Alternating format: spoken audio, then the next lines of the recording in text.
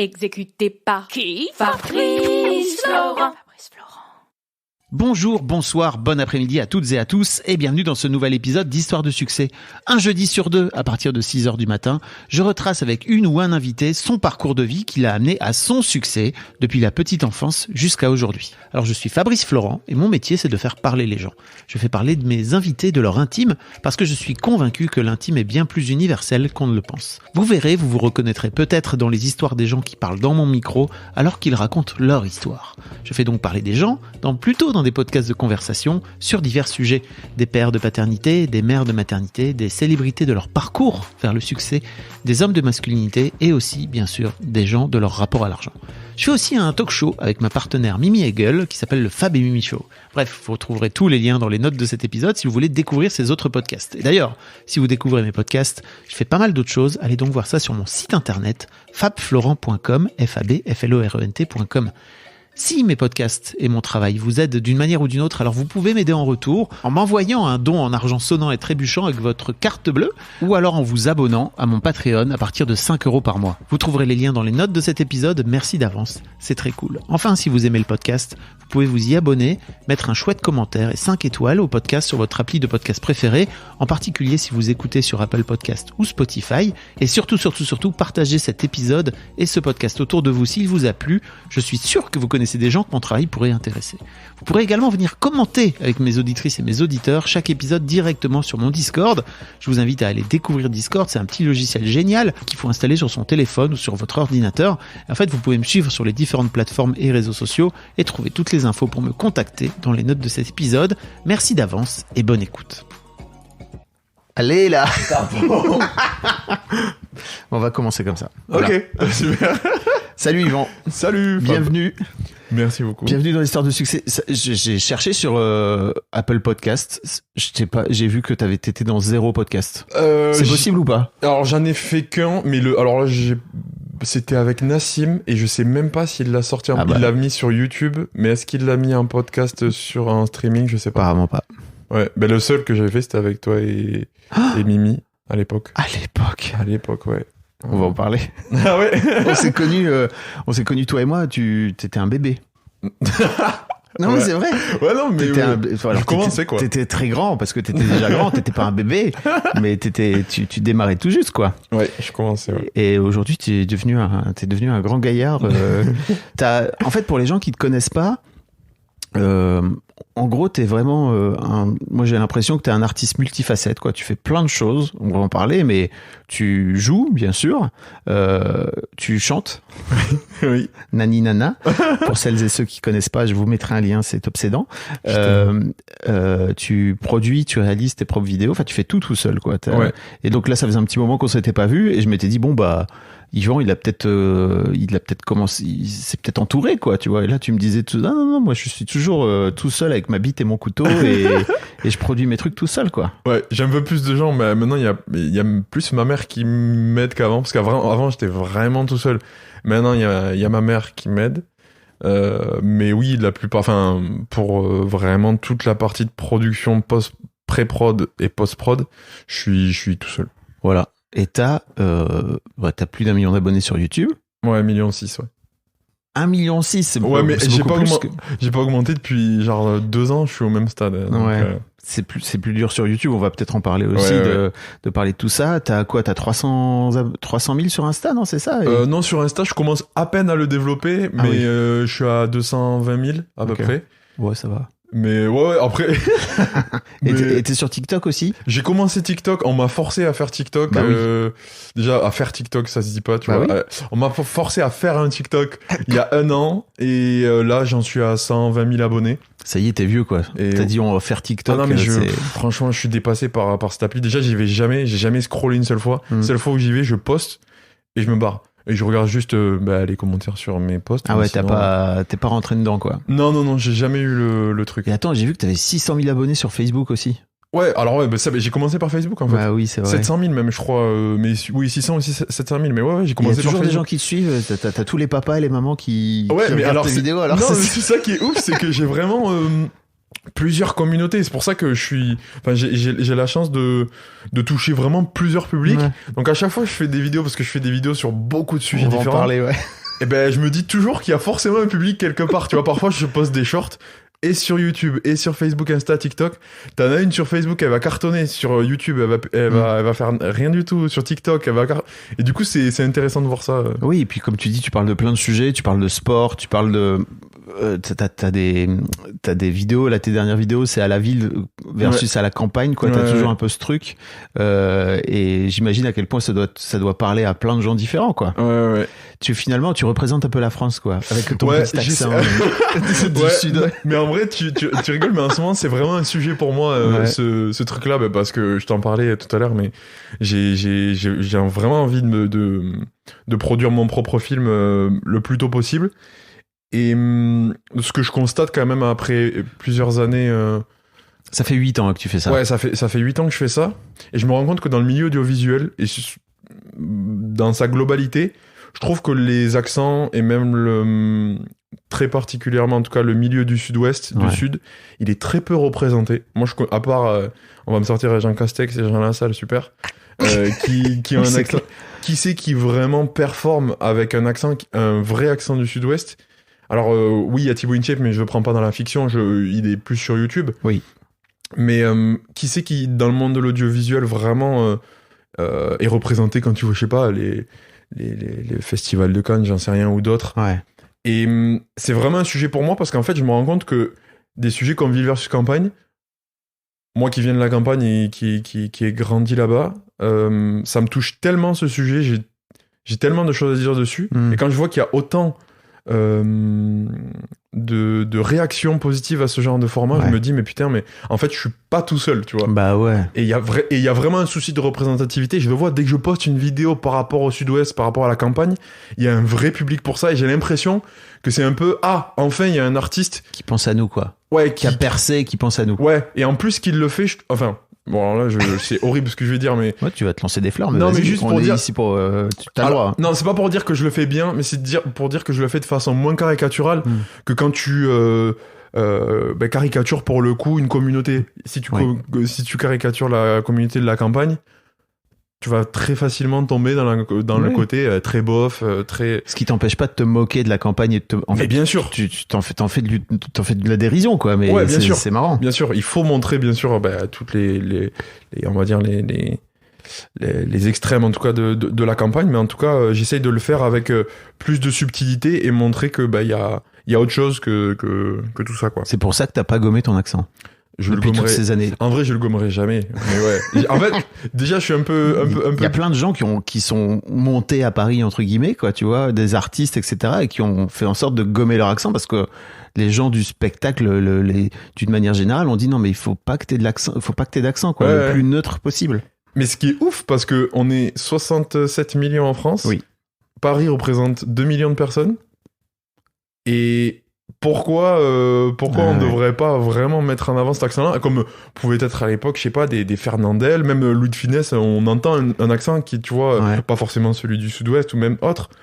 Je trouve que ça se perd, et je me demande pourquoi ça se perd. Moi, je me pose toujours des questions qui vont peut-être un peu trop loin, mais pourquoi il y a ce souci de gommer autant l'accent? Est-ce qu'il y a un côté ville-province, un peu de...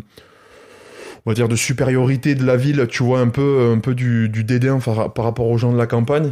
Et moi, c'est clair. Enfin, pour moi, il y a une forme, pas de dédain, mais juste de distance, quoi. Et puis, je suis le premier à le regretter, mais en fait, vraiment, la France est vraiment un pays super centralisé, quoi, autour de Paris, et c'est très dur de... Pays de caste, un peu, tu vois. Bah ouais. Un peu ça, quoi. Et c'est vrai que j'ai encore plus envie de... Je l'avais fait au tout début, je l'ai un peu fait... un peu oublié par la suite, parce que je me suis dit, bon, je vais pas montrer que... Enfin, je vais pas montrer. J'ai pas envie de montrer que je fais que de l'accent du Sud et que je fais que de l'humour sur le Sud. Mais en fait, plus je grandis, plus je me dis quand même que j'ai envie de représenter qui je suis vraiment. Et je peux le faire du coup en vidéo, et j'aimerais énormément le faire en film un jour pour représenter ça, quoi. J'aime trop parce que t'as dit plus je grandis.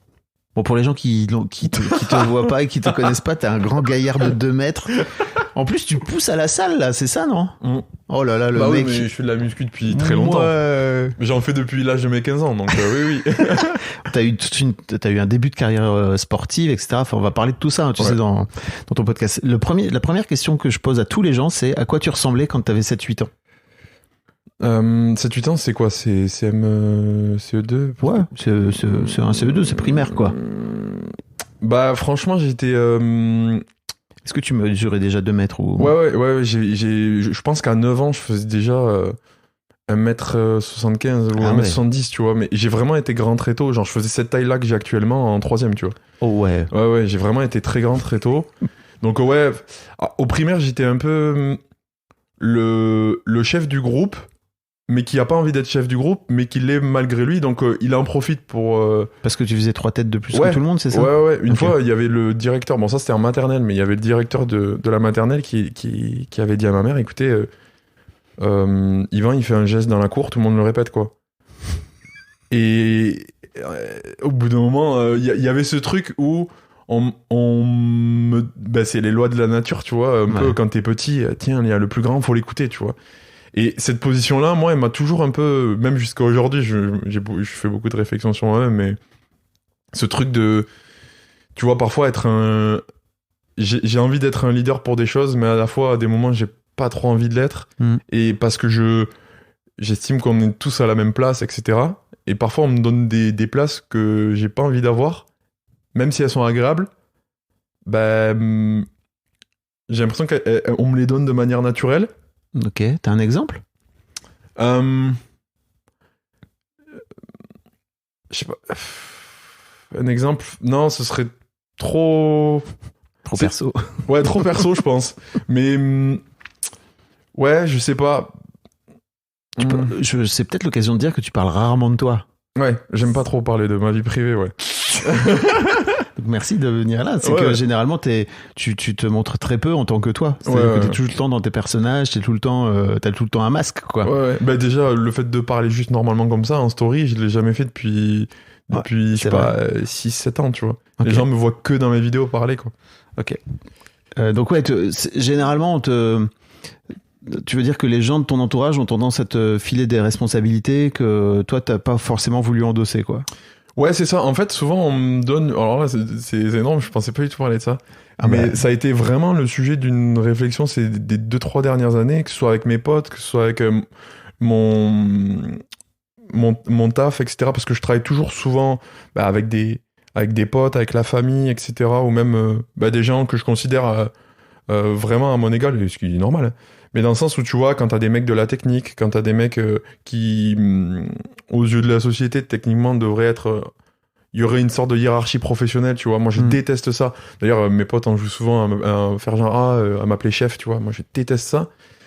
Et par rapport à mes potes, par rapport à tout ça, je me suis souvent dit que vu que j'avais naturellement parfois une position de mec qui crée des choses, de mec qui essaye de motiver des groupes. Moi, j'adore ça, j'adore motiver des groupes. Souvent... Tu leads des projets, quoi, finalement. Voilà, exactement. Ouais. Et ben du coup, quand ces projets n'aboutissent pas, ben on va plus facilement m'accorder les torts, à moi en premier. Ouais. Et à la fois, moi, avant, j'étais toujours dans le mode... ah ben putain, pourquoi ils me disent c'est ma faute, en fait, c'est la leur, tu vois, ils ont qu'à... Et en fait, je me suis vachement remis en question et je me suis dit, mais... Est-ce que déjà tu devrais pas d'abord changer ta propre vision de toi-même et surtout la propre vision des autres? Est-ce que tu dois leur en vouloir de penser comme ça? Et surtout, est-ce que toi, c'est pas toi-même qui te prend la tête sur ce sujet-là? Alors là, c'est très flou comment j'en parle, mais en gros, c'est dur d'être chef, quoi. C'est ça que tu veux dire? C'est dur d'être chef quand tu veux être à la même place que les autres. En fait, bah oui, il faut accepter ton rôle de chef. Ouais, mais parfois, tu vois, par exemple, dans l'amitié, dans les trucs comme ça, dans les trucs moins professionnels pour le coup. C'est parce que tu bosses avec tes amis aussi. Je bosse avec ma famille, avec mes amis. Ouais. Et donc t'as un rôle différent à ce moment-là. Ouais. T'as un lien différent à eux, qui même si ça reste tes amis, c'est juste pas le même lien, j'ai l'impression. Non, c'est clair. Mais là, je parle vraiment de l'amitié en soi, en fait. Okay. Si tu veux, ah oui, voilà. C'est que depuis petit, j'avais ce caractère-là où je voulais, on va dire, prendre le lead sur des décisions de groupe, etc. Et vu que avec la maturité, j'ai changé et j'ai surtout plus envie de prendre ce lead et plus être à la place de ce pote-là qui motive tout le monde et tout. Du coup, maintenant, quand je le fais plus, ça bouge plus. Ça bouge plus, mais en même temps, je me dis, est-ce que c'est pas moi depuis le début qui fait faux pas, tu vois, qui fait fausse route, où je me dis, mais en fait, déjà, tu devrais donner moins d'importance, justement, à attendre des autres. Si tu veux. Moi, j'ai souvent beaucoup attendu des autres, et j'ai souvent été très déçu, et souvent, je pointais du doigt les autres, et en fait, je me dis, mais là, depuis 2-3 ans, depuis que j'ai changé mon rapport à mes attentes par rapport aux autres, je suis tellement plus chill, je me soucie plus, mais moi, je vais te dire des banalités. À des moments, il y avait des potes qui avaient 10 minutes de retard pour un rendez-vous, ça m'énervait. Maintenant, je m'en fous parce que je me dis, mais chacun est différent et accepter. Bon, là, je parle sur tous les sujets, mais c'est vrai que ce sujet-là, j'en ai jamais parlé en podcast. Et tout, enfin, j'en parle qu'avec mes proches, quoi. Et du coup, c'est dur de le formaliser ici. Ouais, je comprends. Mais voilà, c'est cette position toujours de leader de groupe. Tu veux dire que ça fait 2-3 ans que tu as un peu changé ton rapport aux autres et que tu t'es peut-être un peu détendu sur...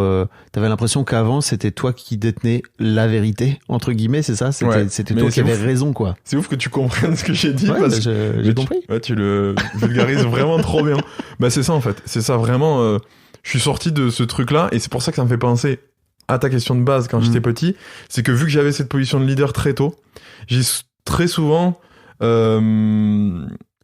cru ou par la force des choses, ça s'est tout souvent fait où on prenait mes décisions. Et en fait, ça se trouve, si je m'étais tu, tu vois, on aurait pris une autre décision et j'aurais dû dealer avec ça, tu vois. Et ça, c'est un défaut, je trouve, que je gomme, même s'il m'a servi pour énormément de choses, notamment dans les tournages où j'ai pu monter une boîte de prod tout seul, j'ai pu monter maintenant sur des projets de fiction, de faire voir une vision globale de tout un projet. Moi, je pense que du coup, je suis bon à ça parce que j'arrive à voir la vision globale de tout un projet. Je suis peut-être pas le meilleur dans chaque domaine spécifique, mais j'adore l'idée tout un groupe. Ouais. Ça m'a servi pour ça. Maintenant, dans mon privé, j'essaye de vraiment m'écarter de cette position-là. Mais tu vois, vu que j'ai cette image-là auprès de mes potes depuis c'est dur d'en changer, quoi. Parfois, il y a un côté où, tu vois, on pense que du coup, soit je fais la gueule ou soit je suis distant, alors qu'en fait, c'est juste moi qui me suis apaisé et j'ai plus envie d'avoir ce côté. C'est dur de changer quand on change soi-même et que les autres attendent de toi l'ancienne version de toi-même. Ils te demandent alors qu'est-ce qui se passe, pourquoi t'as bougé, mais en vrai c'est trop intéressant parce que ça permet à tout le monde de se repositionner. Ouais, c'est clair, mais c'est vraiment ça ces dernières années ce qui se passe, que ce soit avec mes potes, avec ma famille et tout, où on me prête parfois souvent, c'est énorme, j'ai l'impression d'être en famille, tu sais. Mais on me prête souvent des intentions que j'aurais eu avant, mais que je n'ai plus du tout maintenant. Et du coup, parfois, moi, ça m'énerve. Je suis là, mais non, mais vraiment, y a pas de souci avec ça et tout. Donc, on est encore dans la transition où, parce que moi, ce qui compte, c'est vraiment ma famille et mes proches, donc c'est vraiment mon quotidien. Ça, sur cette question-là, c'est en transition, mais ça va vers le mieux, là. Okay. Et du coup, déjà, moi-même, personnellement, je me sens mieux, beaucoup plus apaisé. Et ça me permet de me focus sur d'autres choses, quoi. Ça permet juste... Tu te sens plus libre, en fait, tout simplement, j'ai l'impression. Ah ouais, carrément. Mais plus apaisé. Vraiment, pour le coup, je me sens... je saurais pas trop comment le décrire, mais ouais. T'as vraiment... 30 ans, là, c'est ça ? 29. Pas encore. Déjà, mais moi, ça me fait une vraie crise. C'est vrai ? Ah, je te jure, j'ai dit 29, mais moi, ça me déprime. Pourquoi ? Je sais pas, j'ai vraiment T'as peur de vieillir ? Ah, mais ouais. Ah vraiment, je sais pas pourquoi autant, mais... T'as peur de mourir ? Ouais, j'ai extrêmement peur de mourir. Extrêmement peur. Souvent ça va avec la peur de vieillir. Ouais, j'ai extrêmement peur. Je prends jamais de danger, moi. Je joue jamais avec le feu pour quoi que ce soit. Et pourtant, enfin, on va en parler, mais comme tu viens du Sud-Ouest, je t'imagine dans des avec des bandes de potes dans des férias, etc., où là, il y a les mecs sont alcoolisés de ouf. Ouais. Alors toi, tu picoles pas. Enfin, en tout cas, si, si, tu m'as vu. Je t'ai vu. Alors, je picole énormément de manière occasionnelle, mais si tu veux, ce côté-là, très Sud-Ouest ou très très bagarre, etc. Alors, sur une certaine partie du Sud-Ouest, hein, je l'ai jamais eu. J'avais vraiment jamais eu. Et justement, on a toujours cultivé avec mon groupe de potes l'idée de se dire qu'on fait tous quasiment 2 mètres ou 1m90 et tout, on est tous imposants, mais on s'est jamais battu et on n'a jamais... Parce que justement, enfin, je veux dire, pour moi, il y a un truc aussi où quand t'es très grand très vite, tu te rends compte de la force que tu peux avoir par rapport aux autres, quoi. Ouais, mais moi je me souviens de toi dans des soirées Mademoiselle où tu soulevais les meufs, tu les soulevais à bout de bras. Alors, faut le dire, oui, enfin... tu les prenais, tu les portais, quoi. Ouais, voilà, c'est ça. Oui, pardon. Non, mais parce que... Attends, frérot. Non, mais... Tu les portais à bout de bras et t'avais genre 4 grammes. Et j'étais là, elles sont vraiment petites et toi, t'es vraiment très grand. Mais en plus, ça a toujours été un truc, c'est que j'ai l'alcool très, très, très joyeux et très festif. Je m'en souviens, oui. Et du coup, très souvent, au début, c'est drôle, et après, ça devient moins drôle pour les autres si t'es pas habitué. Si tu viens pas du Sud, où tu vois, si t'as pas cet esprit de foutre le bordel en soirée, très souvent tu peux trouver ça oppressant. Mais bon, après, c'est des gens qui me connaissent dans la vraie vie qui savent que je suis complètement différent. Mais donc ouais, je te disais, t'as eu une carrière, t'as eu un début de carrière sportive. En tout cas, t'étais parti pour devenir basketteur pro. Ouais, c'est ça. Qu'est-ce qui s'est passé? Donc tu t'es formé au centre de Pau. Ouais, ça au centre de formation de Pau. Le Sud-Ouest. Ouais, c'est ça. Allez, le Béarn. Ouais. C'était l'un des plus gros centres de formation de France, avec l'INSEP, Cholet, etc. Donc c'était un gros centre de formation. Il y a eu plein de joueurs de l'équipe de France qui sont sortis de là. Enfin, c'est toujours le cas d'ailleurs. Tous mes potes, moi vraiment quasiment tous les potes de mon équipe maintenant sont en professionnel. Bah ouais. Sauf moi et un autre pote, mais donc je suis vraiment l'échec du groupe. Mais non, je rigole. Non, mais j'ai pris la décision moi-même de partir. Oui, on va en parler. Et donc du coup, j'ai fait 4 ans en centre de formation à Pau, et après je suis parti aux États-Unis pendant 7 mois en junior collège. Donc c'est une école préparatoire pour aller en université après. Comme une sorte de... Dans le but de jouer au basket là-bas. Voilà, c'est ça, en c'était université. Pas juste pour faire tes études de droit, non. quoi. C'était vraiment... le but, c'était de faire une université, ensuite trouver un club professionnel en Europe, parce que bon, j'aurais jamais pu jouer en NBA. Et au bout de... tu veux que je dise la suite? Bah ouais, grave. Au bout de 7 mois, j'ai eu on commençait déjà à me proposer une proposition me proposer une université pour partir l'année d'après. Et en fait, c'est très cliché, mais j'ai eu un déclic complètement. T'as pas eu une blessure? Tu m'avais pas dit que tu t'étais blessé, non? Non. Ah, je croyais. Non, j'ai pas été blessé. Ok. J'avais été blessé pendant, mais là, ça n'avait rien à voir. Non, j'ai eu un vrai déclic. Je me suis dit, ok, si je signe là, ça y est, quoi, t'es dans le train et tu vas faire ça le reste de ta vie. Et je me suis dit, ok, vraiment, je me suis posé cette seule question. Qu'est-ce qui te ressemble le plus au quotidien pour que ton quotidien toujours t'aimes ce que tu fais au moins? Et alors moi, le basket et le sport, c'est vraiment ma priorité numéro 2 maintenant, mais à l'époque c'était 1. Et en fait, je me suis dit, mais vraiment depuis tout petit, ce qui te plaît de ouf, c'est faire rire les gens, c'est amener, à faire des blagues, jouer des personnages et tout. Et je me suis dit, putain, mais ça c'est vraiment ce qui me ressemble au quotidien, moi, intrinsèquement, vraiment la chose que je veux garder de moi-même, tu vois. Et je me suis dit, ok, il faut que je fasse un métier en rapport avec ça. Mais mec, t'étais parti, comme tu dis, sur des rails, quoi, tu vois. C'était...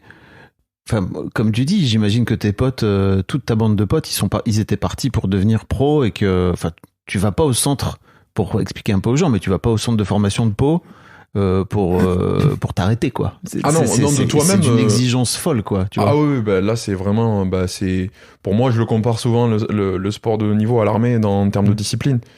Et c'est pour ça que je voudrais vraiment inciter les jeunes à faire des sports collectifs et des sports, essayer de faire...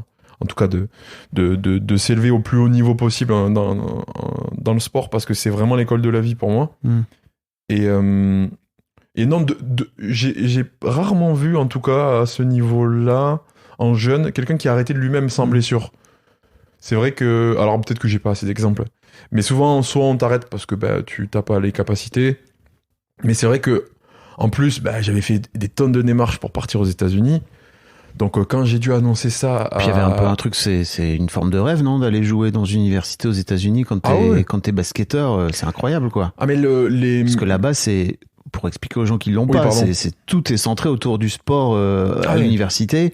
Quand t'es sportif universitaire, t'es genre le cadre de la fac, quoi. Ah non, mais c'est clair. Mais en plus, l'université, pas qu'on me proposait encore, mais disons que j'avais j'avais eu vent qu'ils voulaient me parler. Ben, c'était, oui, si t'y vas, après, t'es une star là-bas, dans l'université, mais après, bon, il faut quand même trouver un club après en Europe, une fois le cursus fini. Mais disons que c'est, oui, là, je suis sûr qu'avec ce cursus-là, j'aurais pu devenir pro, tu serais devenu basketteur oui, pro, oui, quoi. Oui, je pense que au moins, oui, je pense. Si tu t'étais pas blessé, s'il y avait pas eu de pépins. Oui, voilà, bien sûr, ouais. T'avais un bon niveau. Oui. Bah, ouais, en vrai, ouais. Tu dunkais, quoi, ouais, voilà. Ouais, ça va, je smashais, quoi. Mais oui, disons que j'avais un bon niveau. Je faisais des alley-oops sans problème, quoi. Non, tout ça pour dire que c'est assez rare. Et moi, je me demande un petit peu, en fait, qu'est-ce qui t'a donné ce déclic? C'est-à-dire que t'as vraiment la sensation à ce moment-là, et c'est vraiment ce que j'adore dans ce podcast, c'est de réfléchir au carrefour. Là, t'es vraiment à carrefour. Justement, tu vois, tu dis, ok, si je vais là, si je vais à gauche, je vais jouer au basket toute ma vie. Si je vais à droite, bah, peut-être il y a autre chose qui s'ouvre, quoi. Mais c'est un saut dans l'inconnu de ouf, quoi. Ouais. Alors que de l'autre côté, comme tu dis, t'es dans un train, t'es sur des rails, tu sais où ça mène, quoi. Ah, mais c'est clair. Et j'avoue que à chaque fois j'en parle, et c'est bizarre parce que tout le monde me dit, ah, c'est hyper courageux et tout. Et honnêtement, moi, je trouve pas ça très courageux. Enfin, moi, sur le moment, j'ai vraiment trouvé ça normal. Alors, c'était évident, quoi. Ouais, c'était évident. Et vraiment, enfin, je pense qu'une fois que tu vas vers quelque chose qui te ressemble, que ce soit professionnellement, je parle, hein, mais souvent quand j'ai des discussions avec des potes ou avec des proches qui savent pas trop quoi faire professionnellement, etc., je me dis toujours, mais ce qui te ressemble au quotidien en termes de caractère, si tu l'appliques à ton milieu professionnel, t'as peu de chances de te louper. Ouais. Et du coup, je me suis dit, mais c'est vraiment ce qui m'anime depuis tout petit. De faire le zozo. Ouais, c'est ça. Et je sais vraiment pas pourquoi j'ai eu ce déclic. Je pense que ça vient tout simplement du fait que bah, depuis tout petit, ma mère elle m'a éduqué dans l'idée de faire toujours ce qui me plaît et de se donner à fond toujours au maximum pour savoir ce que tu veux vraiment. Et je pense qu'il y avait aussi ce truc de ça y est, je me suis donné à fond au basket, j'ai vu le niveau auquel je pouvais atteindre. Qu'est-ce que ça donnerait sur un autre métier, tu vois, et un truc qui me ressemble encore plus. Et du coup, bah ouais, après ça a été super dur de l'annoncer à ma famille et tout, même à ma mère du coup, parce que ils ont pas compris, quoi. Ils ont cru que j'abandonnais parce que j'étais nul ou des trucs comme ça. Mais j'étais là, non, mais vraiment, c'est juste que je le sens, je le sens au fond de moi que je veux changer de carrière, quoi. À l'époque, on avait quand même, c'était le début, enfin, donc 2015 là, c'est ça? Ouais, 2015, 2016, un truc. 2014-2015 plutôt, non, c'est ça? Attends, on est 2024?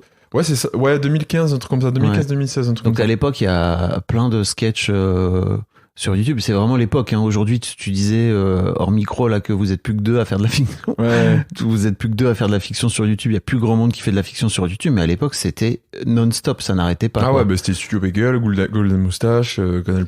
Ça t'a inspiré, toi, quelque part, de te dire, ok, ça, c'est un truc que je voudrais faire et que je pourrais mettre en place déjà à l'époque? Ouais. Bah en fait, moi j'étais très fan du Palma Show. J'étais très fan, de leur travail. Et en fait, je me disais, mais je sais pas, le sentiment de se dire putain, mais je serais capable de faire ça, tu vois. Et du coup, je me suis dit, ok, c'est possible de le faire de cette manière-là. Alors pourquoi pas? Ok. Mais j'avoue, je sais pas. Je crois que je me suis pas trop mis de je sais pas comment dire. J'ai pas vu ça trop grand, en fait, le changement. Donc, du coup, peut-être que ça m'a permis de vachement rationaliser. Mais c'est vrai qu'avec le recul, je me rends compte de la dimension de la décision. Parce que c'est vraiment un choix de vie totalement. De ma boule, ouais. Mais ouais, peut-être que sur le moment, tu sais, j'ai fait un déni, quoi. Ouais. Mais qui m'a servi pour le coup, je pense. Ok. Et surtout, bah, t'as personne dans ta famille, on va parler de ta mère, parce que depuis tout à l'heure, tu parles de ta mère. Y a personne dans ta famille qui a une carrière artistique, quoi.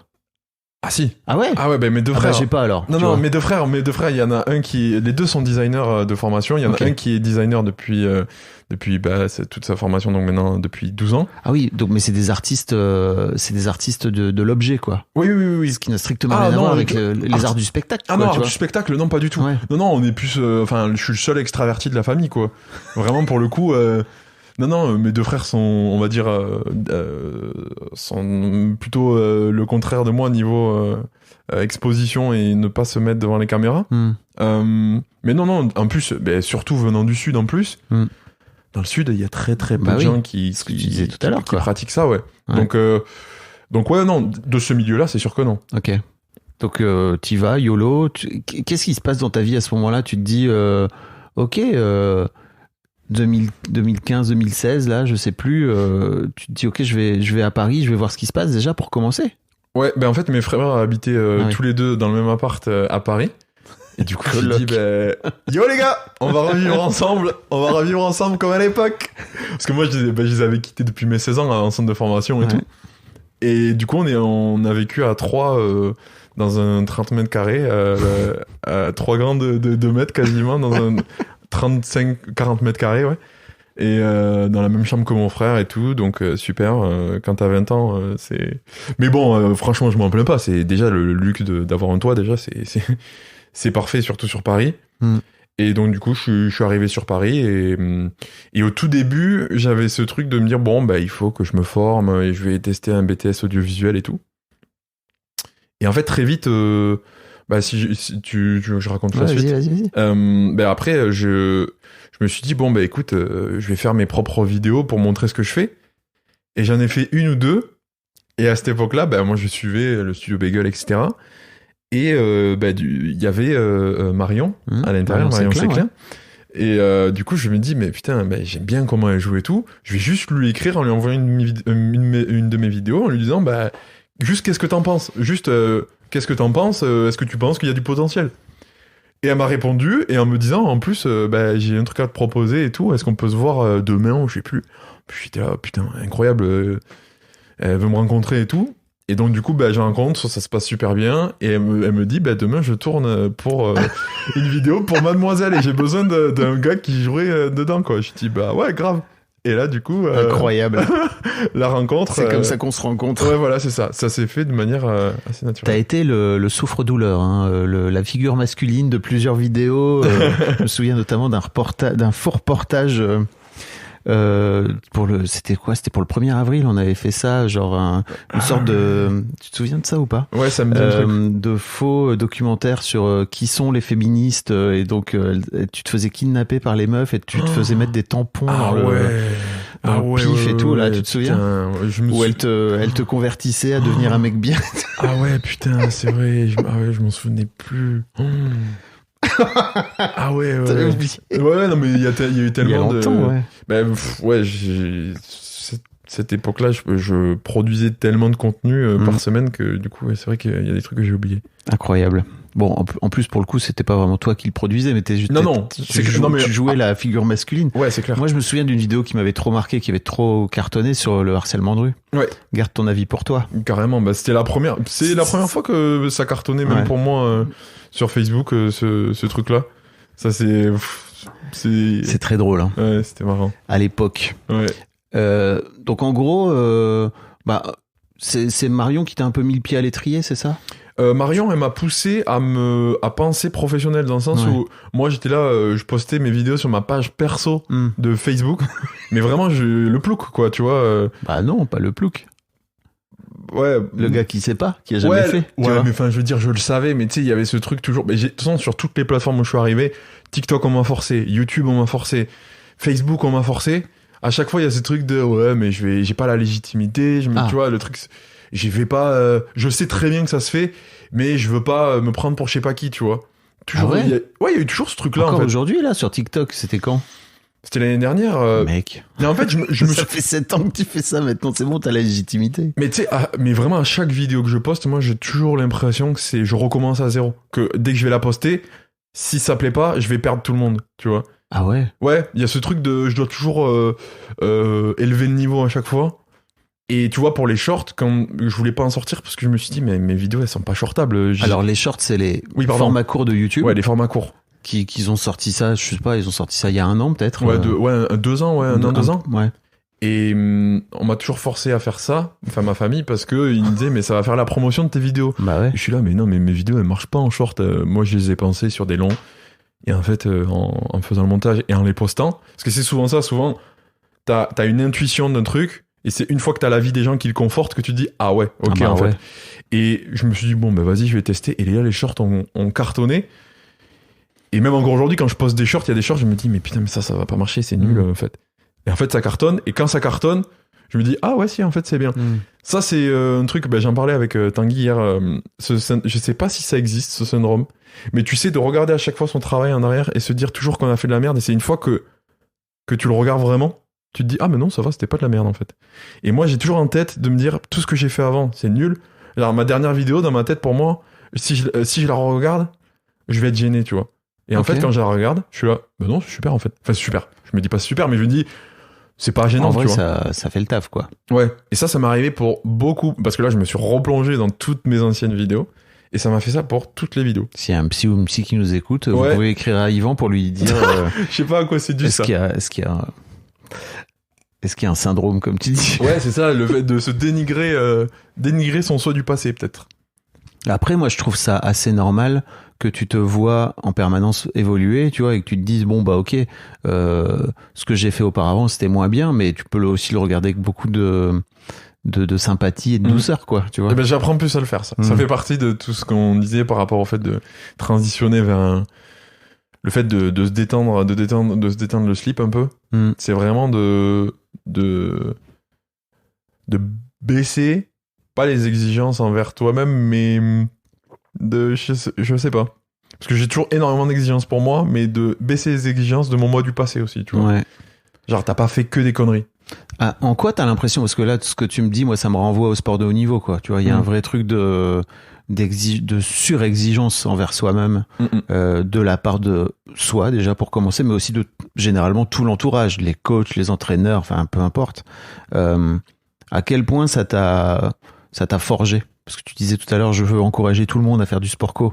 Putain. Moi, je suis 1000% dans ta team, tu vois. Ouais. Ma grande déception en tant que daron, c'est de pas avoir poussé mes filles à faire du sport co, tu vois, plus.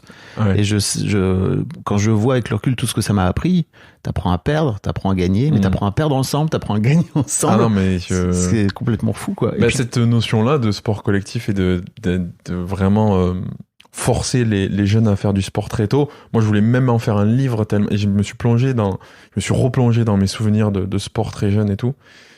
Vraiment, je pense que ça devrait être un truc qui devrait être théorisé et surtout, mais même ça devrait être primordial quand je vois l'évolution que peuvent avoir mes potes de centre de formation en termes de maturité, je veux dire. Donc qui aujourd'hui ont 29 ans, ouais, qui ont mon âge, qui ont 30 ans, ouais. Et tous les mecs de centre de formation que j'ai rencontrés, ils ont tous une maturité. À l'âge de 16 ans, on avait tous une maturité qui était pas la maturité d'un mec de 16 ans normal, tu vois. Aussi parce qu'il y avait le sport de haut niveau, mais même dans le sport collectif, si on était à ça, je pense que ça te fait... En fait, ça t'amène tellement d'informations sur comment marche un groupe.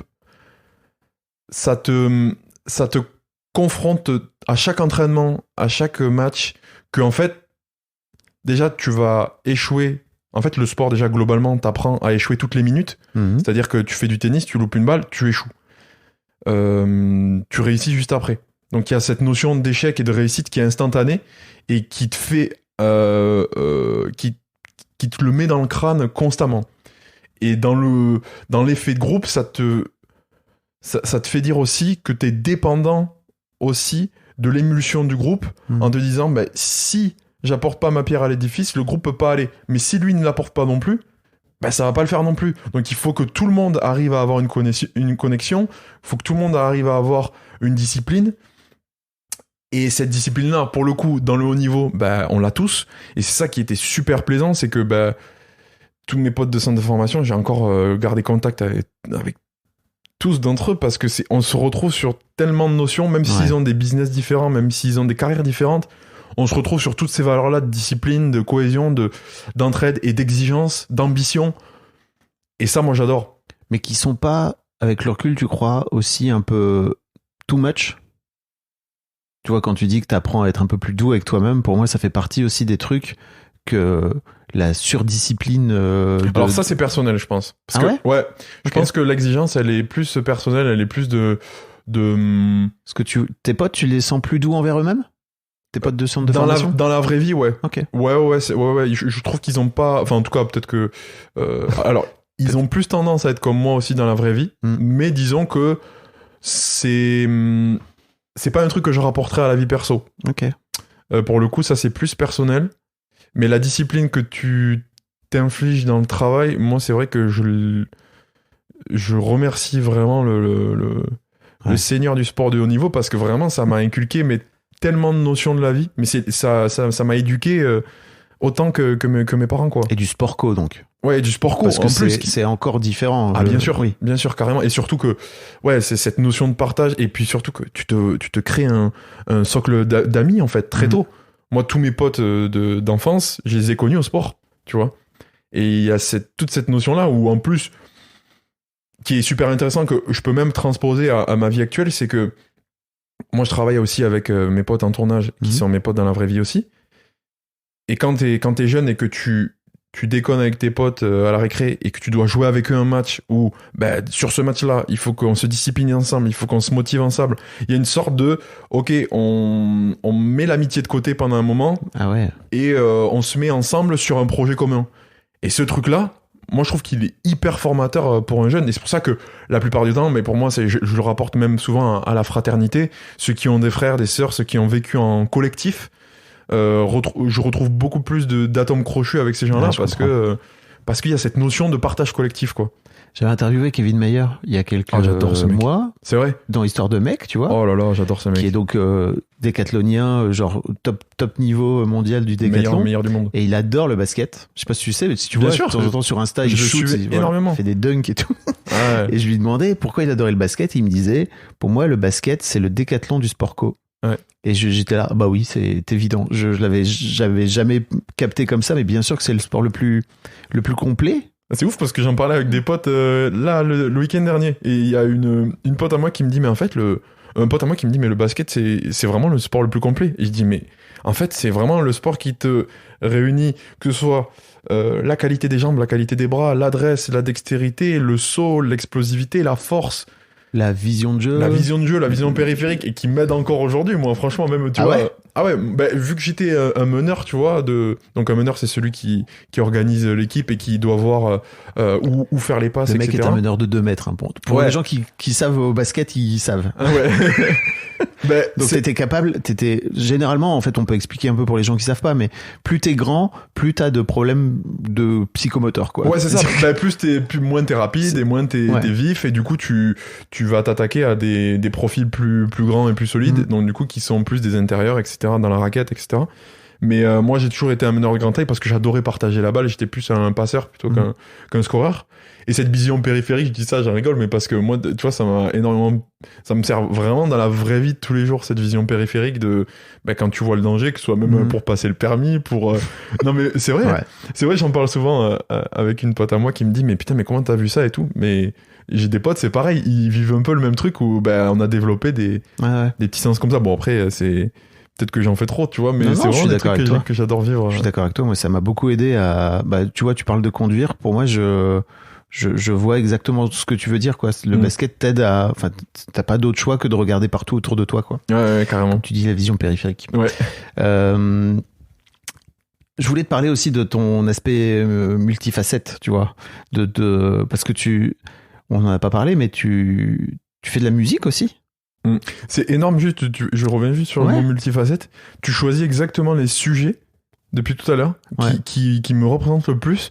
Genre, vraiment la polyvalence, c'est tellement je sais même pas ce que ça veut dire, mais mon mantra Ouais. de qui je suis, j'ai envie d'en faire un tatouage. Eh ben, C'est ouf que tu prononces ces trucs-là parce que c'est vraiment un truc que j'ai envie que je développe depuis 8 ans et que j'ai même toujours développé. mais Que ce soit dans le basket, je bah, jouais c'est ce tous que les j'allais postes. dire, c'est que en fait pour moi c'est aussi l'une des raisons pour lesquelles le basket est un sport génial, c'est que t'es obligé, enfin tu peux jouer à tous les postes en fait. Ouais, C'est-à-dire que vu ta taille, tu pouvais jouer à tous les c'est postes. ça.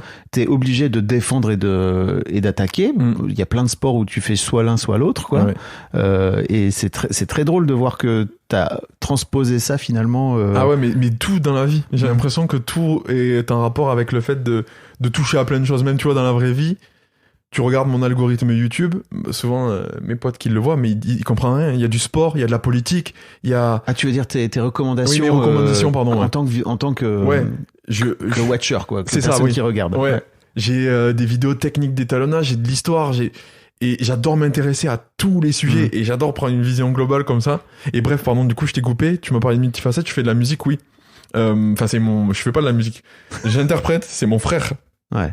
qui fait mes prods. produits. Et maintenant, qui fait même les top lines. Avant, je faisais un peu de top line, mais maintenant, il a pris un tel niveau que je peux plus suivre. Sinon, ça fait trop ringard, tu vois. Donc, en fait, là, je suis passé à interprète et auteur. Et là, d'ailleurs, c'est la première fois que je le dis, mais on est en train de préparer 3 EP. Ok. Donc 3 albums, on va dire, je sais pas encore combien de sons. Et sur 3 personnages différents, parce que je le fais avec des personnages. Oui. Donc Cynthia, donc une rappeuse. Ma passion. Voilà. Cynthia Et- qui est une sorte de Diams. Ouais.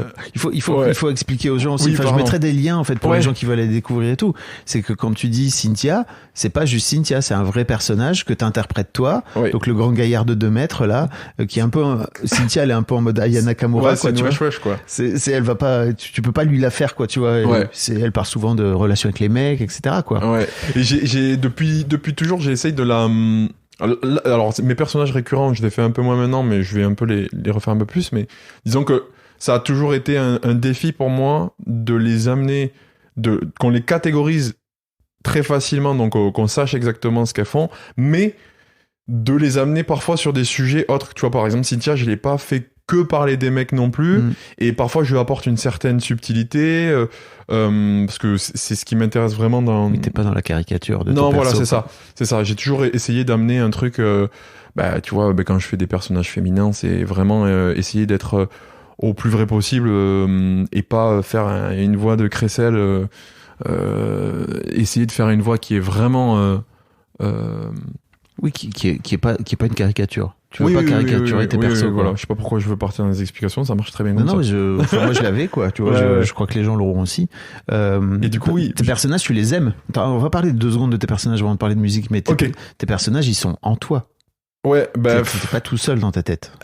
mais c'est marrant parce que dans la vraie vie, je les fais jamais. Enfin, je les fais jamais. Si, Sandrine qui est une mère de famille, oui, disons qu'avec mes frères, on l'a fait depuis toujours parce que c'est une inspiration de ma mère, tu vois. Mais Ça va lui faire plaisir à ta En fait, daronne. disons que mes personnages récurrents que je mets en sketch, je les fais pas vraiment dans la vraie vie parce que on en fait plein avec mes frères. On Ok. imite des accents, des intonations depuis toujours, tu vois. Mais c'est vrai que mes personnages récurrents, je les aime tellement maintenant parce que je les ai fait tellement. Tu les as beaucoup travaillés. Je les ai beaucoup travaillé, je les ai fait évoluer. J'en ai fait même une série avec eux. Donc une série, je sais pas si tu l'as vu, mais Le Braquage. Ouais, je l'ai vu. Et où je fais un... Qui est un peu ton best-of, hein. Ouais, c'est ça. C'est C'est un peu mon... ta série qui a le plus marché, quoi. Voilà, c'est ça. C'est un peu, si demain je dois faire un film, tiens, je vous montre ça, tu vois. Et pour le coup, c'est, pour expliquer très très vite fait en 2 lignes, c'est tous mes personnages qui sont dans la même équipe pour réaliser un braquage. Et donc du coup, je joue tous les personnages de la série. Et ce truc-là, déjà, j'ai envie d'en faire un film un jour. Et du coup, c'est vrai que ça m'a fait développer une certaine... en tout cas, je me suis lié d'amour pour eux, tu vois, où j'ai envie de les faire évoluer, j'ai envie de leur donner un univers. C'est pour ça que j'en fais aussi des musiques avec eux. C'est pas vraiment pour faire des blagues, la musique, genre je fais pas des parodies musicales. Ah ouais? Enfin, dans le sens où je vais pas mettre des blagues à l'intérieur de la musique, mais le genre de musique, en fait, je me dis toujours, si mon personnage existait vraiment, qu'est-ce qu'il ferait comme musique? Bah grave. Et du coup, c'est pas vraiment une parodie musicale Oui, je vois. qu'on peut voir la plupart du temps, parce que quand tu écoutes la musique, tu vas pas forcément rigoler, mais tu vas... Ouais, mais en fait, tu vas rigoler si tu comprends l'univers, Ok. mais il y aura pas des blagues vraiment explicites. Tu vois ce que je veux dire? Ok. Ce sera pas... Ah, pour toi, c'est pas du Fatal Bazooka, par exemple? Ben, Fatal Bazooka, pour moi, c'est pas une parodie musicale. Ok. Pour moi, c'est un artiste. Ça se rapproche de ça, alors. Ouais, c'est ça alors pour le coup, moi, je m'inspire beaucoup plus d'un mec comme Fatal Bazooka dans l'interprétation d'un personnage, puisque ses musiques, tu vois, il a pas fait la parodie d'une musique connue. Il a fait ses propres musiques. Oui, c'est trop drôle que tu parles de Fatal Bazooka comme si c'était un personnage. Mais c'est ça. Enfin, comme si c'était un être humain à part entière. Moi, vraiment, ce mec, je trouve que c'est un... Michael Youn, tu veux dire? Michael Youn. Ouais, mais c'est trop fort, tu vois, d'arriver à ce stade-là où l'album, et surtout, l'album est bien produit. Les sonorités sont cool, les musiques sont entraînantes, et c'est pas juste une parodie où tu peux te dire, je la regarde une fois et tout. Ouais. Moi, j'ai vraiment l'intention, et avec mon frère, on a surtout l'intention d'en faire des musiques qui se réécoutent et qui sont agréables à mettre en public. Et là, encore plus, dans les albums qui arrivent, on a vraiment, limite, mis encore moins de blagues dedans. Alors, dans le texte, il y a toujours ce côté très caricatural du personnage. Mais disons que la prod est maintenant tellement évoluée que tu vas pas l'écouter en disant un peu comme Nanina à l'époque, ah tiens, c'est une vraie parodie. Tu vas limite te dire, mais c'est un vrai chanteur, tu vois. Ah bah moi j'écoute Nanina premier degré, hein, je suis désolé. Trop bien. Mais il y en a plein qui l'écoutent comme ça et je suis très content. Je sais que ça me ferme du coup un côté un public pour moi, tu vois, parce que je viens de l'humour et que du coup t'as envie de te dire mais qu'est-ce qu'il veut faire de la musique. Mais on a vraiment l'intention de faire un vrai produit fini avec mon frère pour que ce soit écoutable partout, tu vois. Nanina, pour les gens qui l'ont pas, c'est une sorte, c'est donc une musique de Cynthia, ouais. Qui raconte que genre attention, toi je suis pas là pour rigoler, quoi, tu vois, et si tu joues avec mon cœur, ça dégage, quoi. C'était un peu une référence à Jaja de Aya Nakamura, quoi. Exactement. Mais donc, je mettrai un lien vers le clip, vous verrez, c'est produit. Ça date. C'est produit non, mais en plus, c'est trop bien, quoi. Le clip fonctionne. Enfin, tu vois, t'as été dans un aérodrome pour. Voilà, j'ai eu de la chance, mais ouais. Bah oui, peu importe, c'est pas de la chance. Ouais. Ok, c'est trop intéressant. Et tu vois, par exemple, tu parlais tout à l'heure de films. On parlait de Fatal. Bah, typiquement, pour moi, Fatal, c'est l'une des meilleures comédies ever, quoi, tu vois. C'est clair. Ça t'inspire, toi, tu vois, de te dire, ok, le mec est parti à la base. Pour moi, à la base, Fatal Bazooka, c'est dans le Morning Live. Michael Youn, donc c'était son émission quotidienne. Il fallait qu'il crée des sketchs. Ils sont sortis un jour en direct à inventer ce truc-là. Et puis en fait, c'est devenu plus qu'une blague. C'est devenu un album, comme tu dis, une tournée, etc. Un univers. Et puis ouais, carrément. Et puis à la fin, un film, quoi. Ah ouais. Moi, je sais même pas pourquoi. Tu vois, je me dis, je cite souvent Alexandre Astier, Le Palmacho, etc. Je sais même pas pourquoi je donne pas plus le nom de Michael Youn, parce qu'il m'a vraiment inspiré à l'époque. Déjà, Fatal Bazooka, l'album, j'écoutais beaucoup. Puis le film est super bien. Et surtout, ses intentions artistiques, moi, j'ai toujours apprécié le mec quand je l'écoutais en interview. Et je sais pas pourquoi je l'utilise pas plus souvent. Enfin, je dois l'avoir dans un coin de ma tête, tu vois. Et j'adore cette idée de créer un univers d'un personnage et surtout de le laisser là où il est, tu vois. Dans les Bratislava Boys, c'était incroyable. Bah ouais, mais c'est vraiment... J'adore l'idée de créer un personnage et d'y aller à fond. Et surtout de le prendre au sérieux. Tu vois, de pas en faire seulement un gag. Ouais. Et tu vois, quand il fait Fatal, il y a évidemment de l'humour, mais tu sens que le mec a mis il a été perfectionniste même dans la blague, dans le souci du détail, dans la réalisation, dans l'intention, tu vois. Et ça c'est vrai que oui, ça m'inspire beaucoup. Ouais. Ça t'inspire. Ouais, carrément. Et donc là, tu me disais tout à l'heure que vraiment tu continues à tout faire tout seul. J'étais scotché, tu vois. Je me dis, ok, bon, le gars n'a... en gros, comment tu t'en sors? Déjà, je te disais, comment t'arrives à gagner de l'argent, parce que je vois zéro sponsor sur tes vidéos, quoi. Alors j'en ai fait par le passé des sponsors. Maintenant, il y en a moins qui m'en demandent, mais parce que aussi, je suis déjà depuis le début, j'ai toujours été très difficile, parce que mes partenariats, je les intègre à mes vidéos, dans mes sketchs, dans mes fictions. Donc c'est compliqué, je peux pas arrêter la vidéo pendant 1 minute pour parler du produit, etc. Comment je me finance? Avec mes vues YouTube. Et j'ai eu la chance d'avoir fait des sketchs qui ont fait beaucoup de vues, donc ça me dégage un salaire. C'est vrai que c'est plus du tout les mêmes salaires que j'ai à l'époque. Donc tu gagnes de l'argent que avec les pubs YouTube, quoi. Ouais, c'est ça. Parce qu'en plus, j'ai arrêté, j'avais fait une petite boutique en ligne, enfin une boutique. C'est ma mère qui cardait les vêtements chez elle. Mais ça, on l'a arrêté parce que j'ai pas envie de faire. Alors que je pourrais, tu vois, il y en a plein encore qui me demandent des suites ou des trucs comme ça, mais moi, j'ai pas envie de partir dans ce truc-là. Je veux vraiment garder une identité vraiment artistique et tout. Et comment je me rémunère, c'est surtout pourquoi j'en suis à faire des trucs tout seul encore aujourd'hui, pour 2 choses. Une, c'est une contrainte, c'est que faire de la fiction sur YouTube, c'est pas rentable. C'est-à-dire que moi demain, là les tournages que j'ai fait, rien que une vidéo, imaginons, elle me prend 3 jours ou 2 jours. C'est le coût de juste un ingé son, sans cadreur. Si c'est ta tante qui te cadre, un ingé son, déjà, c'est le prix de ta vidéo qui va te rapporter sur 2 mois, tu vois. Moi, ma vidéo, elle va me rapporter, je sais pas, 1 000 € en un mois. Un ingé son sur 3 jours, il va me rapporter quasiment 1 000 €, tu vois. Enfin, il va te coûter 1 000 €. Donc, rien que ça, tu vois, quand tu prends en compte ça, tu te dis, ok, soit j'ai des partenariats, soit je m'occupe de tout. Et je me casse le cul, comme je t'ai dit, on a rigolé, mais à me lever très tôt et avoir des journées où je suis un vrai technicien pour le coup. Mais il y a aussi, alors je parlais d'une contrainte, mais moi du coup c'est un truc que j'adore. C'est une curiosité, quoi. Voilà, j'adore participer à tout le processus. Alors oui, il y a c'est très chronophage d'avoir 10 heures de rush devant la gueule et puis de les découper et puis de les remettre en scène et puis de faire les talos, le mix et tout. C'est un travail herculéen, quoi.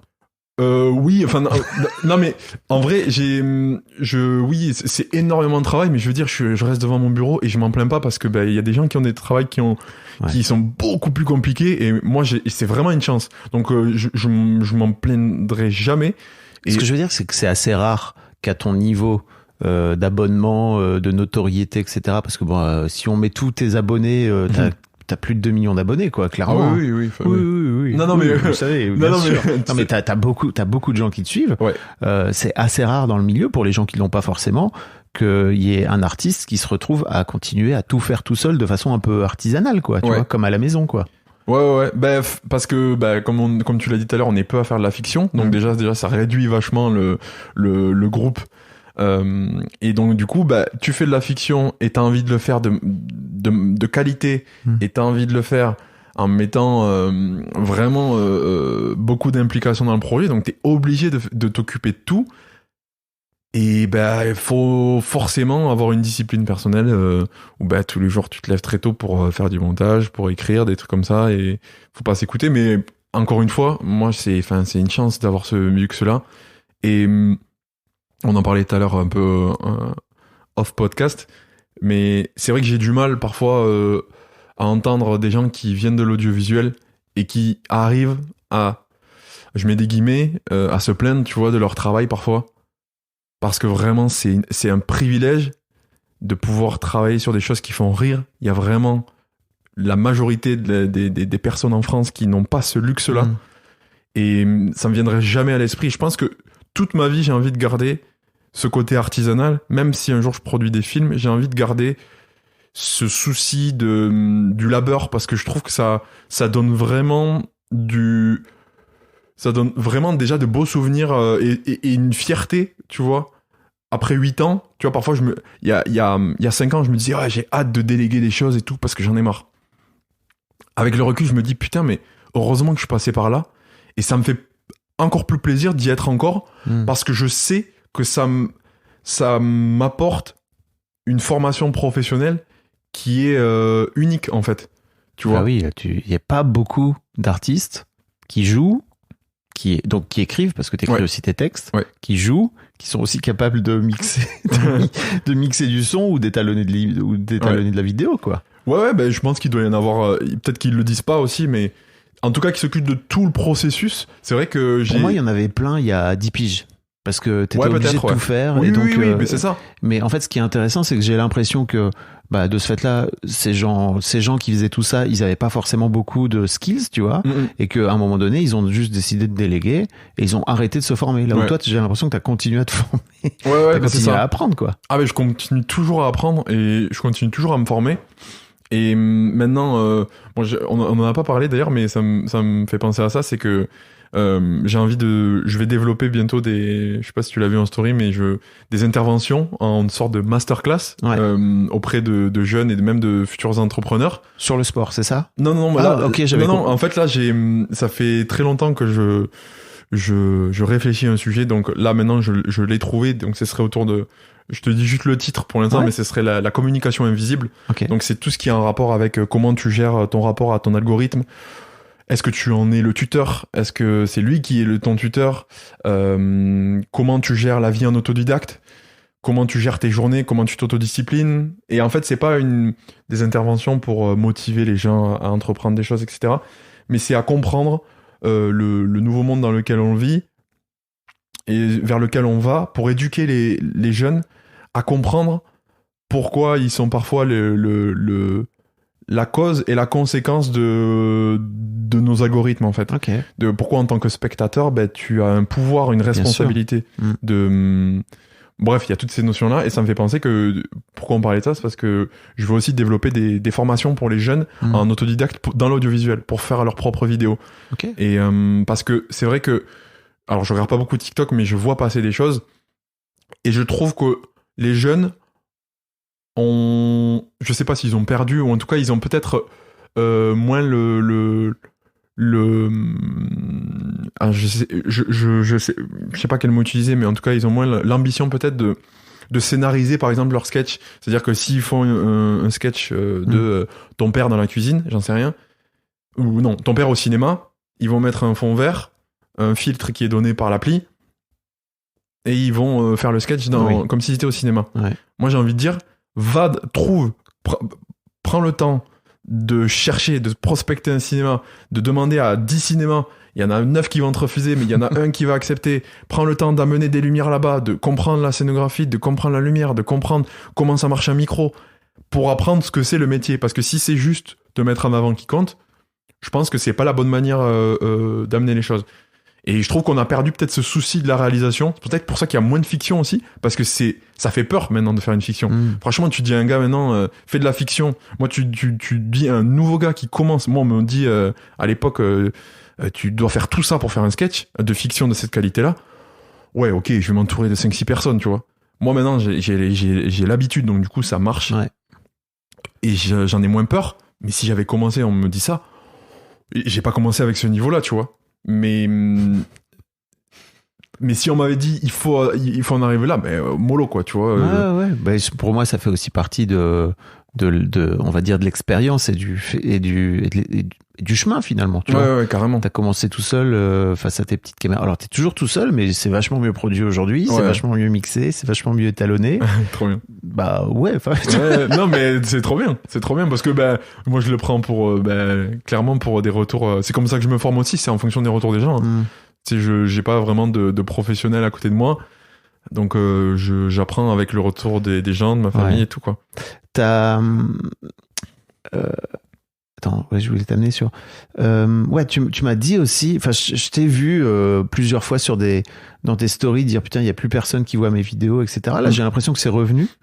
Tu me disais que c'était il y a une série en particulier que l'algorithme a vraiment fini par flinguer et flinguer ta vidéo. Donc les gens voyaient plus tes vidéos, quoi. Ah ouais.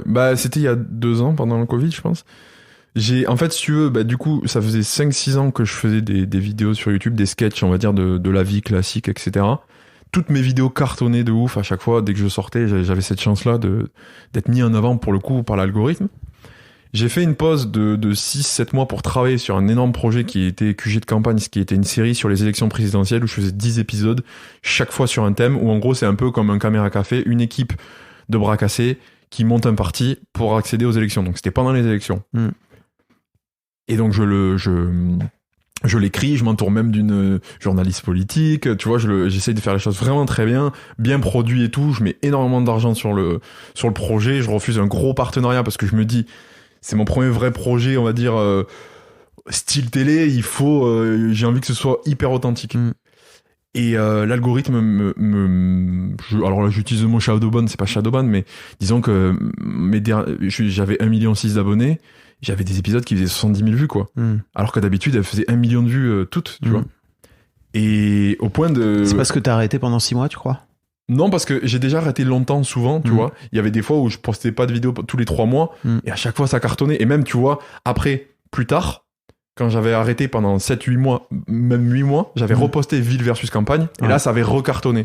Donc c'est pas une question de temps, c'est une question de choix de... Moi, je pense que surtout pendant le Covid, ils ont fait un switch d'algorithme, c'est-à-dire que avant, moi, mes vidéos marchaient parce que j'avais de bonnes performances sur mes vidéos.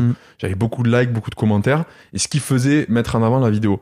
Sauf que depuis le Covid, ils ont plutôt mis en avant un algorithme où c'est le sujet qui prédomine la performance. Donc du coup, si le sujet n'intéresse pas, peu importe que tu fasses des bonnes performances, tu vas pas être mis en avant. QG de campagne, les retours étaient super bons, j'avais des super stats, mais le sujet était pas intéressant pour eux.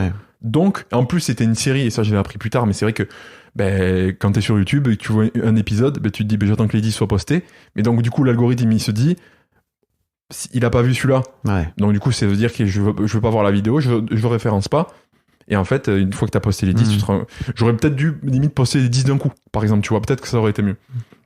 Mais c'est vrai que, ouais, du coup, depuis cette série-là, j'avais même refait une autre série sur des radios, pareil, qui avaient... pas du tout marché. Alors que c'est trop bien pourtant. Merci. Radio déconstruction, franchement. Ah, trop bien. Elle m'a auto-soulé. Trop bien. Ouais, mais tu vois, même ces formats-là, je les ai enlevés de ma chaîne YouTube. Je les ai mis en non répertorié, même QG de campagne. Parce que je me suis dit, je vais tester un truc. Est-ce que le fait qu'il y ait ces formats-là qui soient pas vus, est-ce que ça crée une source de trafic qui est mauvaise, tu vois, pour ma chaîne? Donc j'ai un peu tout mis de côté. Ça me fait chier, hein, mais j'ai tout mis de côté. D'ailleurs, maintenant, je reçois des commentaires. Pourquoi t'as enlevé QG de campagne? Je dis, frérot, fallait la regarder au moment, tu vois. Je veux dire, bon, bref. Et du coup, ouais, mon quotidien depuis 2-3 ans, donc plus maintenant, mais là, parce que j'ai repris les vidéos, donc ça y est, les gens revoient mes vidéos. Mais mon quotidien, ça a été tous les jours, parce que vraiment, pour le coup, j'ai la chance. C'est super, je suis beaucoup reconnu dans la rue. Moi, j'apprécie pas ça parce que je préfère être discret, mais disons que c'est une chance, quoi, qu'on apprécie ton travail. Que les gens te connaissent et qu'on apprécie mon travail. Et, mais là, dès qu'on me croisait, c'était, t'as arrêté les vidéos, tu vois. Mais tout le temps. Et je te disais tout à l'heure, je préférais qu'on me dise, j'aime pas tes vidéos que... T'as arrêté, quoi. T'as arrêté parce que je le vois tellement comme une injustice, tu vois, de me dire, putain, tu te casses le cul autant qu'avant. Tu fais toujours la qualité d'avant, mais juste parce qu'une plateforme privée, et ça, décide de plus te mettre en avant. Donc bon, avant, je prenais personnellement, maintenant je comprends, c'est une plateforme privée et il faut jouer avec, il faut faire avec, tu vois. Mais bon, quand c'est ton business qui est en jeu et c'est ton gagne-pain, tu sais, tu stresses un peu, donc tu te dis, YouTube, c'est des connards et tout. Mais bon, au final, YouTube, ils gèrent comme ils veulent, tu vois. Et sur ça, j'ai appris à comprendre ce truc. Et c'est vrai que maintenant, mes sketchs refonctionnent, alors plus autant qu'avant, parce que de toute façon, je pense que tout le monde sur YouTube marche moins. Baissé, plus personne fait des 1 million de vues, à part les énormes YouTubeurs ou les énormes stars. Et t'as créé une mailing list? C'est quoi? Une newsletter? Non. Non, mais tout ce côté marketing, il faut que je l'ai plus. Il faut, parce que, en fait, tu vois, je comprends très bien ce truc de, merde, les gens, les gens me voient plus, quoi. Mais en fait, si tu récupères les mails de ces gens, en fait, ces mails-là, tu les as à vie, quoi. Ils sont à toi. Mais comment tu récupères des mails? Je t'en parlerai, mais tu peux faire, tu peux créer une mailing list sur n'importe quelle, et puis en fait dire aux gens, si tu veux me suivre, tu peux aller mettre ton email là, quoi. Mais tu vois, par rapport au fait que moi, on m'a souvent dit, ouais, mais demande aux gens de cliquer sur la cloche et tout, etc. Moi, je suis allé voir dans mes stats YouTube, j'ai épluché toutes mes stats YouTube pour comprendre vraiment comment ça marchait. Et en fait, depuis le début de ma chaîne, j'ai jamais dit une seule fois en 8 ans, abonnez-vous à ma chaîne. Les gens l'ont toujours fait de même. Et j'ai un ratio d'abonnement, enfin de cloches activées qui est très très bon. Donc c'est même pas ça. Et d'ailleurs, pendant longtemps, j'ai cru que c'était parce que les gens recevaient pas de notifications. quand je sortais une vidéo. Mais en fait, les gens, les abonnés qui ont reçoivent la notification, c'est quasiment les mêmes moyennes qu'avant. Par contre, ce qui a drastiquement baissé, c'est mes suggestions de vidéos. C'est-à-dire qu'on ne suggère plus mes vidéos à des gens qui me connaissent pas. Ouais. Et du coup, ça a été mon plus gros chute de vue parce que l'algorithme ne proposait plus mes vidéos à d'autres personnes, à de nouvelles personnes. Et grâce aux shorts, grâce aux petites vidéos, j'ai pu récupérer un public nouveau. Bah, bravo. Hein. Franchement, c'est pas évident de surfer dans tout ce bordel d'algorithmes, etc. quoi. Donc, je trouve que c'est pas évident personnellement. Après, en termes de business aussi, quoi. Tu vois, c'est-à-dire que ça vient impacter ton biz, quoi. Ouais, c'est clair. Bref, là, c'est pour ça que je me suis dit, à la base, j'ai tourné quasiment toutes mes vidéos de l'année en 3 semaines, là, en novembre. Je m'étais dit, là, je suis à bout, ça fait 8 mois que je monte, je vais m'arrêter là un petit peu, je vais faire une pause. Mais là, je me dis, vu que la machine, elle est réenclenchée, là, c'est pour ça que je me mets un peu tout seul en ce moment. J'ai écrit à mort pour retourner très vite. Et quitte à me bousiller encore plus, là, il faut que ça envoie, quoi. Parce que là, je commence à avoir des appels. On en a parlé tout à l'heure, mais j'ai eu un appel qui m'a fait énormément plaisir et qui va débloquer beaucoup de choses pour moi par la suite. Et c'est qu'en travaillant et en proposant du contenu que ça va arriver. Donc là, je me suis remis en mode j'avance, quoi. Bravo Yvan. Franchement bravo, je mettrai tous les liens pour aller découvrir ton travail et tout. Trop cool. Ta chaîne Spotify pour aller écouter tes musiques. Il y a 3 clips qui sortent le mois prochain. Là. Ah bah incroyable. Merci beaucoup Yvan, c'était très cool. Merci à vous. Un grand merci à vous d'avoir écouté jusqu'au bout. Pensez à rejoindre le serveur Discord pour venir commenter avec le reste de ma commu. Je vous trouverai tous les liens dans les notes de cet épisode. Et si mon travail vous plaît, je vous rappelle que vous pouvez m'offrir en échange un peu de sérénité en vous abonnant à mon Patreon ou en m'envoyant de l'argent en vous munissant de votre CB. Vous trouverez tous les liens dans les notes de cet épisode également. Bonne fin de journée et j'espère à très bientôt pour un nouvel épisode de podcast.